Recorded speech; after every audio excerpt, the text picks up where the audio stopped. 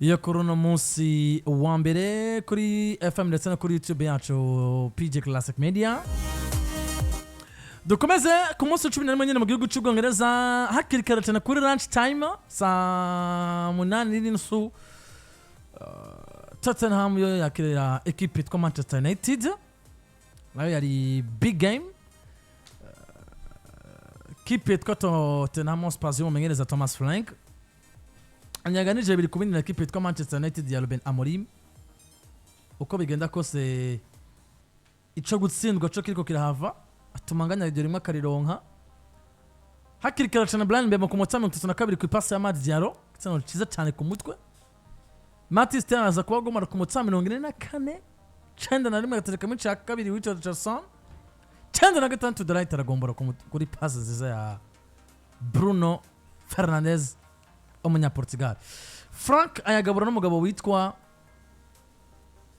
Amorim. Naye ari match ubona ko ikomeye by the way, ariko kandi umuntu aribumvira performance ya equipe yitwa Manchester United nyuma ya match zibiri zikurikiranya inganya zikaba zibe zitanu kuko mbere bageze 3 badatsindwa batananganya batsinda zose ubateretse ko zibiri banganya bivuze ngo ni Manchester equipe yitwa Manchester United itaze gutakaza atatu. Ni demonstration de force kuri kurugero rwa Manchester pana kurugero rw'izindi equipe nkuru kuko Manchester imaze imisi kini nkino za zindi tubona ngo ni za zindi rero biba vyoroshe ko tuca tuvuga ati Manchester yatakaje kuko uravye match ya Tottenham bagomboye mu minota ya nyuma y'inyongera nyuma ko bari batsinda ku minota 91 ariko nabo 96 bagombora igitsindo biba 2-2. Uravye match bakiye na equipe yitwa Nottingham batsinzwe ibitsindo 2 ku minota wa 55 naho nyene baza kuba ku 81 ya Madrid yaragombora. Bivuze ngo bwa mbere dovise equipe ya Manchester United itacemera gutsindwa. Iyi ni intambwe kuri Manchester United kuko mu ntango zazo cyangwa mu mwaka weze twari dufise Manchester United usigaye ubona ngo ihuye n'aka equipe muri Premier League kitoko kari muri forme kagiye gutora 3 gusumba uko Manchester yatora tubona ngo ni giyamana. Hari ukuntu dufata karongo mu myaka yeze ndetse n'uno mwaka mu ntango zazo wasigaye ubona Manchester igiye ukina na Brighton ubona kwikatana igorana equipe nzanga manzi ukavuga ngo aha Brighton yarafise gusumba uko Manchester yafise. Izi zari match kuri gwa rugero rwa Manchester tuzi match ya Nottingham na match ya Tottenham zari match zo gutakaza kuri Man U. Rero je ndayibona nk'intambwe nziza kuri Manchester United nubwo izi match zibiri zigaragaye nka match nire mugabo uravye ivyo batanze nico bafise urabona ko Manchester hariho ikintu kimeze neza kiriko kirategura. Bien sûr amanota yo kwa Thomas Frank yaramuciye mu gihe nyena Frank uno musi mbona tamerita gutora amanota 3 imbere ya equipe yitwa nkuru yicanganya muri 11 de départ yicanganya mu remplacement. Frank nafse equipe nza mugabo bigaragara ngo itarafata irangi ari muri phase itari nziza par rapport y'ukuntu yatanguye champion. Gufata irangi bizonagorana cyane kuko abeza yarabafise kuri bande touche. Guys naravye urukino rwa Tottenham na Manchester United ndiyumvira ngo mbega Frank abakinyi no bakoresha entraînement canke ico bashoboye byo arakimetreza gusumba undi muntu wari we wese kuko yatanguye muri ligne dataka vice Brennan Johnson. Burya Johnson ni atu ikomeye cyane muri equipe iburyo ibubamfu kandi gakina neza impande zose. Afata Richardson amukinisha nko mu winga w'ibamfu ku 11 yatakisha Landry Koromwan. Ivyaje gukostinga cyane equipe yitwa Tottenham Hotspur no mugabo yitwa Landry Koromwan mu kibuga ata por nimwe iri offensive iri defensive ashobora kuba yatanze afashe equipe yitwa Tottenham bigatuma iyo equipe yitwa Manchester umengira afise uko nigomba gusuzugura equipe yitwa Tottenham. Gusa Tottenham hagati bari bahagaze neza kuko uravye umupira Matar Sarr yakinye ukara umupira umwana yitwa Xavi Simons ariko akina nimero 10 yakinye ndetse na Parinya bakinye urukino rutebwa imbere equipe yitwa Manchester United ariko comme ça ba défenseur ba Manchester bisanga bari libre umwanya muremure. Burya mu ba défenseur bakinye urukino gwiza apariko Delight yatsinze igitsindo nakunze urukino rw'umugabo bitwa Luke Shaw jaje kunyereka ngo Manchester United ikintu Thomas Frank mugomba gushimira Ruben Amorim 11 we beza bagomba gutangura yamaze kubashiraho kandi muri system vyarangiye bayumvise nubwo mu ntango vyagaragara ngo biriko biragorana. Yamaze guhereza ubutumwa umwana yitwa Amade Diarra tigenda ukine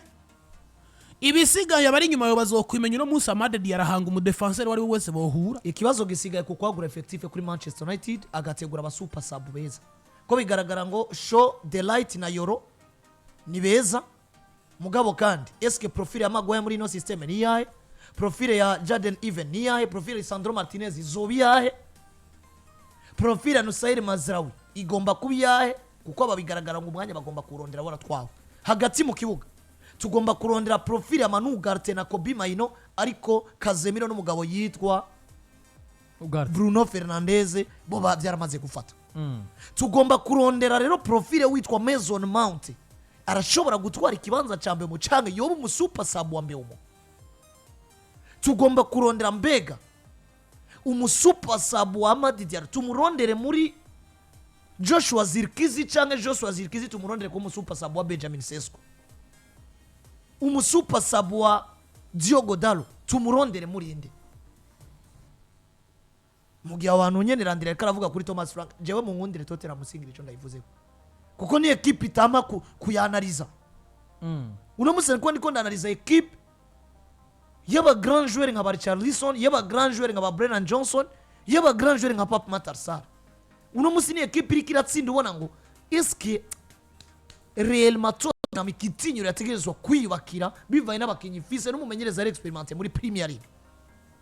Yamaze kumenyera guha challenge imigwi mikuru we yifitiye umugwi muto. Kuko je ndemeza kuvuye muri Brentford ukaza muri Tote na etape usinzi.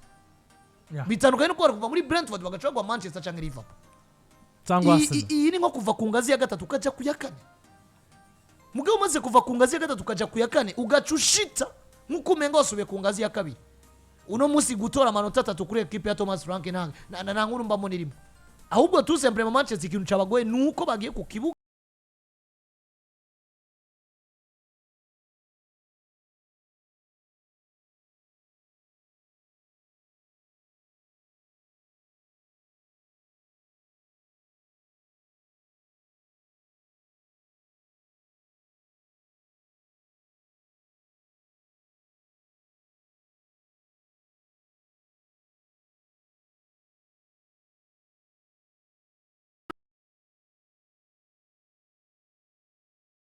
Sezeze bakinye match zine harimo ni za Capital One Cup. Muri izo match zose bakinye Tottenham bazisinze zose. Capital One Cup ale na retour match imwe 4-3, iyindi match nako bakinye match imwe ya Capital One Cup, bakina match ya finale ya Europa League, bakina match zibiri muri Premier League. Match ya Capital One Cup bine bitatu, match za Premier League ale na retour match imwe 3-0, iyindi match 1-0, match finale ya Europa League 1-0 na bintu. Vuga ngo umuntu agutsinze kane mu mahiganwa atandukanye muri sezo y'imbere yaho kuri Tottenham Hotspur Stadium 2-0, Old Trafford 2-0. Sezo y'imbere yaho 2-2 kuri Tottenham Hotspur Stadium, Tottenham na Manchester United. Manchester kwa guhitsinda 19 Octobre 2020. Ico gihe Cristiano Ronaldo yari kuri bande touche. Rero ibi birerekana ngo biri muri bimwe muri details ari kugora Manchester United. Twabonye ngo iyo yahuye na equipe abakinyi bunye n'ubwabo bashobora gukrea exploit individuel, Manchester birayinaniza. Sino je nemeza ko Manchester iri mu murongo mwiza. Kunganyiza match ni kimenyetso kinyereka ngo Manchester nicemera gutsindwa fasilima nkuko twari muri area yaho Manchester ubona ngo iwe na Sunderland nziza na 3 kuri Sunderland. Performance y'umugabo witwa Benjamin Sesko nta comment cyangwa se amakenga. Sesko yanteye amakenga ahubwo jewe kuko Kumenga ibyo twatumwiteze ko Sesko yinjiye mu kibuga nta minota 5 ashobora kuba yahamaze. Biri hafi ya hafi. Yagiraniye contact physique n'umugabo witwa Mickey van de Ven abaragiye. Uno muzi singi contact. Burya Ruben Amorim. Naravye urukino ndavuga ngo Amorim uracafise vyinshi vyo gukebura umugabo yitwa uyu musore munya Brazil Mateus Cunha. N'umukinyi mwiza mugabo ari egoiste. Kakanu k'abanya Brazil ko ugomba kugira technique nyinshi.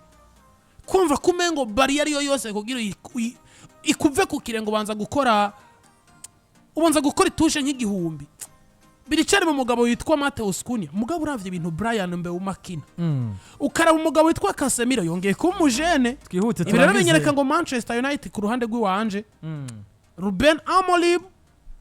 yabaye umugabo kuko umugabo n'uwumira kwijambo akarivuga karyumako. Abwa ati system doje sinzo yihindura ahubwo n'umwe mugomba kuyitahura. Kandi bigaragara ngo no muzi bayitahuye. Uko byagiye biraza buhoro buhoro. Dusigaje kumenya ngo mbega bano 11 afise. Ari capable kuzotegura aba backup babo ko afise abasubirizi babo beza kuri bande touche. Ivyo nibimara gukunda Manchester izobigarutse mu bihe byayo. Nacho nagiriza Benjamin Sesko muri equipe ya Manchester United ni umukinnyi navuga ngo ari mushasha muri Premier League. Bien sûr ubona ko rumenyereza rimwe na rimwe atomugira confiance total 100% biragoye kuko hari igihe abavuga ati reka nizanire Mateus Kunya bari we yataka kuko deja turazi ko uno munsi Kunya ashaka gukinishwa nk'uruhande mugabo nawe ubona ngo umukinije nimero 9 nka nimero 9 ashobora guparticipa mu rukino biraryoha navyo ne birakunda bivuze ngo iracari challenge tout simplement za adaptation mu gihugu cy'Ubwongereza nka Benjamin Sesko tuzakiri jeune ibiharo byo bimuvugira muri RB Leipzig yo mwakweze ariko kandi uno munsi eske tuvuze nimero 9 eske Manchester United yo biri muri phase yo gukinira nimero 9 uno munsi eske Brian Mbe umagomba kwitwa meilleur passeur kubera yuko yahaye amapasse Sesko canke imeze gute turacari muri ya phase ya Manchester United umukinyi wese agomba kubanza guprova ko yambaye mayo ya Manchester United agize gute abimerita ibi rero biratuma abakinyi bagiye batandukanye twobajija kandi hakiri kare izo challenge bategezwa kuzicana mu Bwongereza rero nuko vyari bimeze muri rusanga ariko hagati aho Chelsea yatsinda Wolves ubundi Manchester banimirije match n'ubundi nazo nyine jewe no kwita igipimo bimirije kwakira Everton bimirije kuja Selhurst Park kwa Crystal Palace hama bace bakira equipe yitwa West Ham y'umugabo witwa Nuno Espirito Santo irikira bikora aha ava kwa Everton na Crystal Palace bivuze ngo ni match za challenge ko nindi shusho ku mugabo witwa Ruben Amorim equipe izosubira gwema niburi bakina na Wolves nayo ishobora kuzoba yarahindutse yibonye kamaraso gukwirikira koroka Wolves yakitse na Chelsea kana nukingino muri English Premier League zari izimeze Clovis no muze gutora 3 kwa Wolverhampton biroroshe cyane kuko irikiragenda iri marembera na equipe yerose kwirukana umenyereza wayo by the way tarana geno yundi amusubirira kuko bareko biyumvira hashtag bigaragara ngo hashtag wewe kuri match bamenyerejwe n'uwitwa ari hafi ya Jamie Collins niwe yamenyereje mu umenyereza Collins ashobora kuba yari uwungirije baheruka kurekura Jamie Collins niwe yabamenyereje ino match kuri match we ya mbere bigaragara ko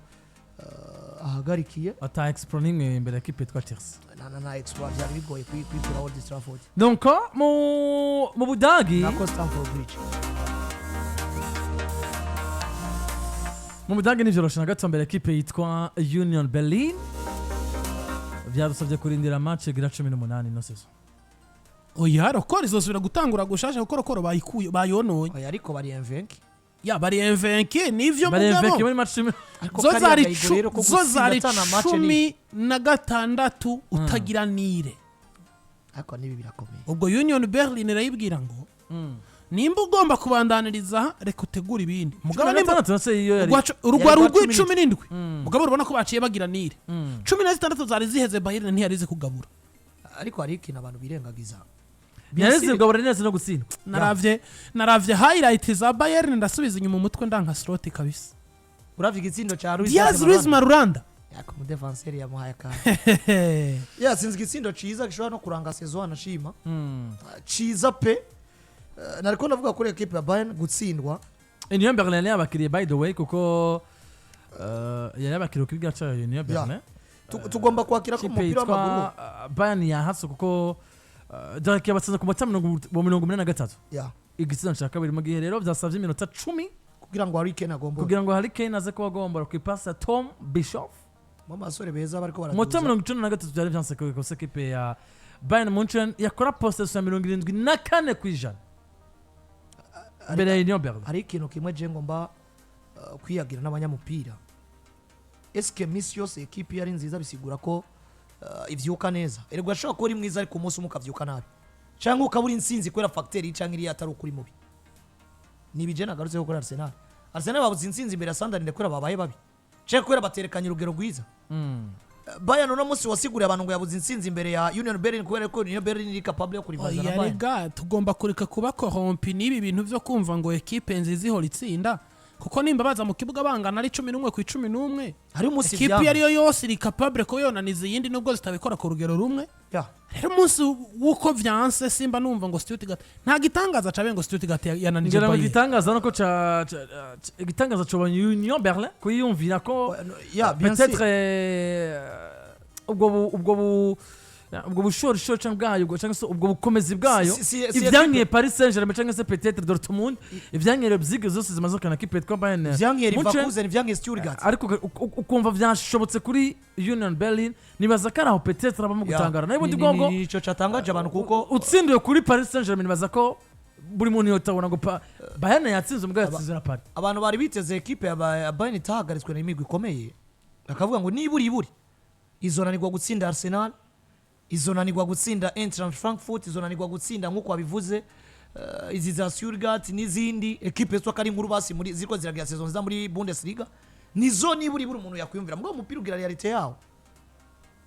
Nkuno musi dufata ukuntu twariko turabivuga uziko nko Manchester yo kwigarukira muri seri nziza igatsinda iyo Crystal igatsinda iyo Everton igacigwa nko kwa Wolverhampton Wanderers nuko umupira wubatse muri rusange. No musi Union Berlin ya 11 ari ya 11 muri equipe ya 18 mu nkino 10 maze ukina batsinze 3 banganya 3 batsindwa zine vuga ngo ni imwe muri equipe imaze kugira defete nyinshi muri no saison kuko uravye equipe zimaze gutsindwa kenshi ni equipe imaze gutsindwa gatandatu ni Wolfsburg iyi ni kurikana izi equipe zo Karimbi Dufise iyi St Pauli Denheim na Mayence usaga tanzo zimaze gutsindwa match ndwi ngo hafi zatsinzwe match ndwi hazi yatsinzwe match 6 yitwa Wolfsburg hakazi yatsinzwe match 5 hagacaza Union Berlin yatsinzwe match zigera kuri zine bivuze ngo nimwe muri equipe sinovuga ngiri moyenne canke ngiri faible mugabo nimwe muri equipe zisanzwe cyane utokwiyumvira ko Bayern utari kwiyumvira ko yohagarika equipe yitwa Bayern hakoze realite y'umupira w'amaguru kuko Bayern ntibatakaje hadene abo umupira bawutembereje ku 74 kwijana mu igori bateyeho kenshi gashoka mu mipira 12 bakadira imipira igera kuri 4 nivyo ugiye kuraba kote yo kuba decisive Union Berlin bari decide kuko nabo bateye imipira 12 nabo bakadira imipira igera kuri ngahe kuri 4 byarovyasa umunyegora Bayern yakoze save zibiri n'uwa Union Berlin akora zibiri ikijanye no kuviza igori bari ku rugero rumwe mugabe ikijanye nuko Bayern iba mu bintu byayo kagutembereza uwo mupira abakinyi bayo beza bakigaragaza babikoze neza. Ken yari mu bihe vyiwe Luis Diaz yari mu bihe vyiwe abatom Bijov amazige bakoreshwa bari mu bihe vyabo ni realite y'umupira w'amaguru kubwanje mbona yabakoze ko biramutse vyanga uwo munsi biranga nuko mu Butaliyano ho Inter dominate na Lazio 2-0 ari nako kipe y'aba Nerazzurri hagasi nibeshe ni Nerazzurri kipe y'aba Nerazzurri yafata umwanya wa mbere mu tagara kuri 28 rikiyangaga na equipe yitwa Roma 28 Milan aho hafi 28 Napoli aho hafi 22 nyene Bologna 21 Juve 19 aho hafi mu gihugu cy'Ubutaliyano mu gihe aho hafi kandi equipe yitwa Como nayo ihari kwereke irigaro litafise umustare duhindukirize amaso je kwirabira match mu Butaliyano nivyo nta innovation ya materiel tactique ngo bamenyereza umustare ariko araboneka yitwa Nicolas Paz bariko bakina ibintu vy'Igitaliyano vyo kugara nk'ibisanzwe ngo equipe yitwa Como kuri Cesc Fabregas umupira ujyohora ariko dufasha amenyereza abataliyano Gian Piero Gasperini Maximiliano Allegri Antonio Conte oya Conte we Spalletti Luciano Spalletti Conte we karabaye ukaraba uburyo match equipe ziri sere urabona ngo bariteguye kuduha uburyohe Conte yatsinzwe na Bologna muri weekend Atalanta yariyo equipe itaratsindwa ariko itsinzwe match zibiri zikurikirana Sassuolo bafashe bakwitira muri 3-0 match bitsinda basatirizi barugaye amaguru araboshe uramuzo umuntu yitwa ko akina muri secteur offensive bitsindo byinshi na fire yawo kuri jone ya 10 na Christian Pulisic ibitsindo bine Karanoglu arabayoboye ibitsindo 5 mbwa Karanoglu ndibaza barimo ama penalty uko ni bayatera Karanoglu abayoboye ni 5 na Orsoro ni wa Bologna Orsolini plutôt wa Bologna 5